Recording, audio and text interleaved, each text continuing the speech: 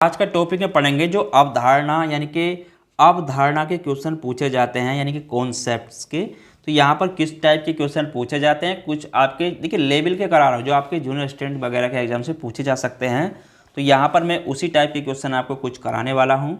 तो चैनल पर नए हो सब्सक्राइब कर लेना, क्योंकि यहाँ पर जितने भी क्वेश्चन मैंने आपको प्रीवियस क्लास में कराए हैं तो वहाँ पर आपके जो UPSSC के एग्जाम से पूछे गए हैं वही क्वेश्चन कराए हैं और इसी टाइप के क्वेश्चन आपके बार बार पूछे जाते हैं। ठीक है, क्वेश्चन चेंज हो सकता है लेकिन टाइप आपका वही रहता है। तो चैनल पर नए हो सब्सक्राइब कर लेना।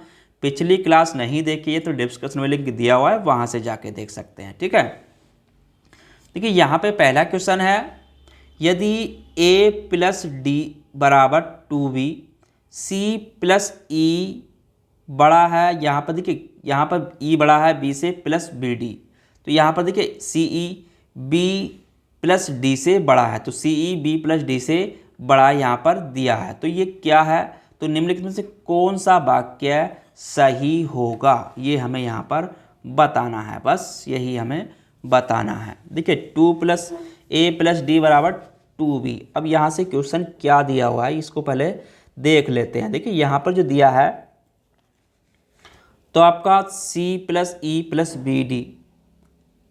अब यहाँ पे अगर आप एक चीज़ देखेंगे यानी कि अगर इसको यहाँ पे हम ऐसे रख दें, देखिए A + B, ठीक है, बड़ा होगा C + E से, C + E से। और उसी प्रकार से अगर यहाँ पे हम करें अब इन्होंने दिया है यहाँ पर C + E बड़ा है B + D से। ठीक है, अब यहाँ पे हुआ क्या है, क्योंकि यहाँ पर इन्होंने दिया है, अब इन्होंने दिया क्या है यहाँ पर इसको देख लेते हैं। अब इन्होंने क्या किया आगे, यानी कि A + B बड़ा है B + D से। ठीक है, अब इससे यहाँ पर हम करेंगे। ठीक है,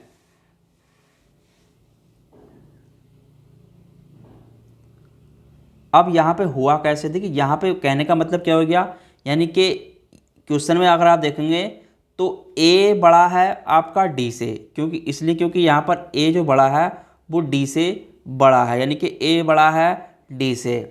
पहली कंडीशन हमारी ये हो गई। अब दूसरे में इन्होंने क्या कहा, यानी कि A + E = B + D। ठीक है, B + D। और आपका इसमें सेकंड कंडीशन हो जाएगी, यानी कि C + E बड़ा है आपका B + D से। ठीक है, तो यहाँ पर क्या हो जाएगा, यानी कि C + E बड़ा है A + E से। ठीक है, तो सेकंड कंडीशन ये आ गई, हमारी।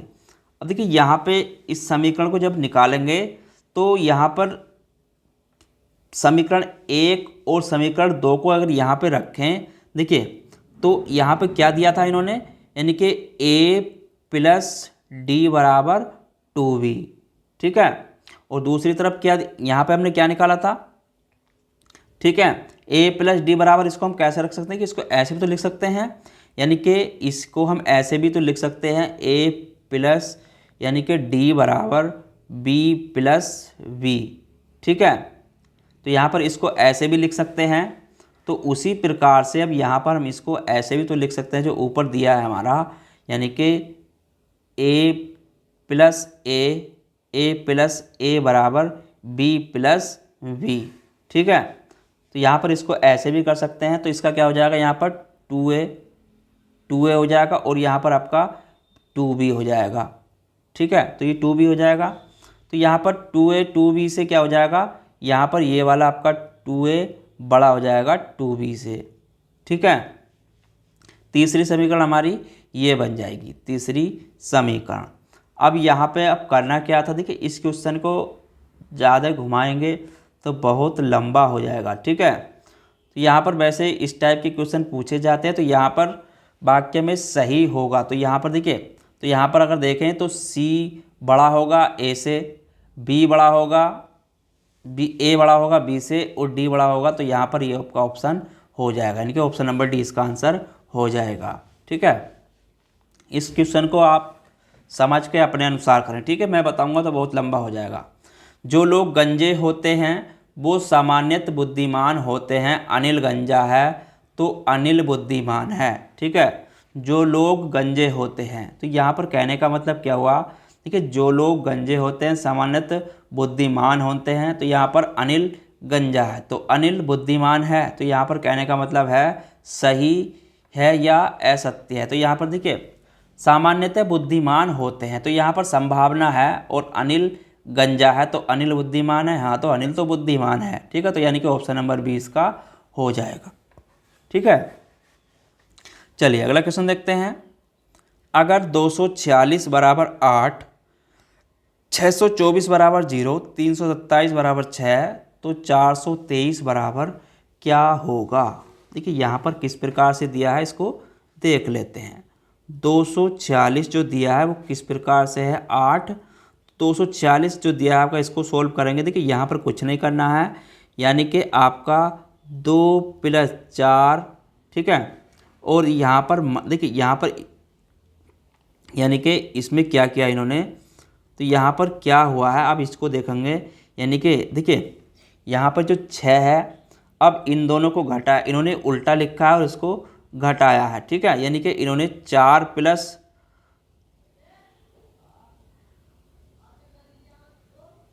तो यहाँ पर देखिए क्या किया है इसमें अगर देखेंगे तो 8 जो है आपका, यानी कि 6 का इन्होंने फिर आपका यहाँ पर घुमाते चले गए, ठीक है। ये संख्या पहले ली है, उसके बाद 4 लिया है, उसके बाद -2 किया है, तो आपका 8 आ गया।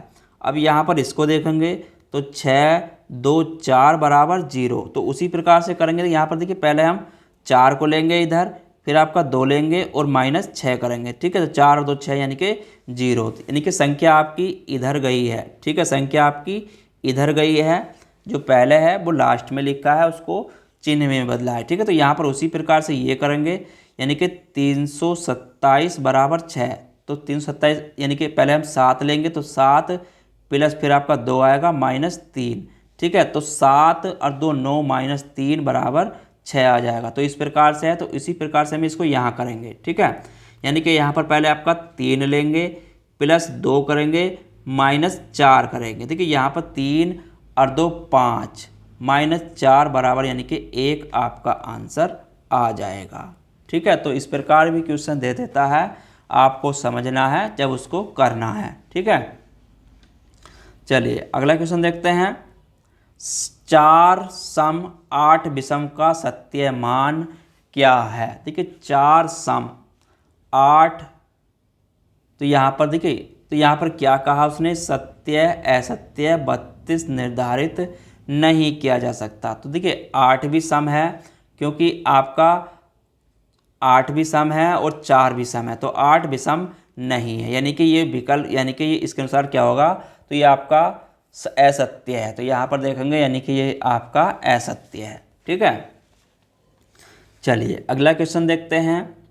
यहाँ पर कुछ शब्दों का काल्पनिक भाषा से अनुवाद किया गया है, तो हमें उसका अर्थ बताना है। देखिए यहाँ पे लिखा है ऑप्टो ओसो का अर्थ है फर्स्ट बेस, ठीक है। ऑप्टो ओसो का अर्थ है फर्स्ट बेस, ऑप्टो ओसो का अर्थ है सेकंड बेस, लार्थ का वक का अर्थ है बल्क पार्क। तो यहाँ पर देखिए अब इसमें करते क्या है, जो कॉमन होते हैं पहले उनको हम लिख लेते हैं। तो यहाँ पर देखिए ओस कॉमन है इसमें, और यहाँ पर आपका दूसरी लाइन में यहाँ पर भी ओस है, ठीक है। तो यानी कि ओसे ओसे। अब यहाँ पे देखेंगे इसमें भी आपका बेस है और यहाँ पर भी बेस है, तो इसका मतलब तो ये हो गया, यानी कि ओसे का क्या होगा, यहाँ पर बेस होगा, ठीक है। अब देखते हैं इनमें और कौन सा कॉमन है। देखिए यहाँ पे अगर आप देखेंगे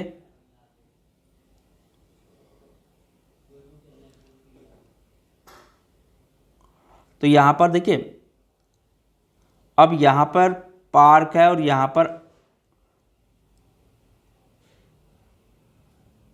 तो ये देखिए यहाँ पर बैल का तो यहाँ पर कहीं मिलेगा नहीं आपको, ठीक है। लेकिन ओसे का तो बेस मिलेगा पक्का, ओसे का तो यहाँ पर बेस मिलेगा ही। तो यहाँ पर देखिए अगर इसके अनुसार देखें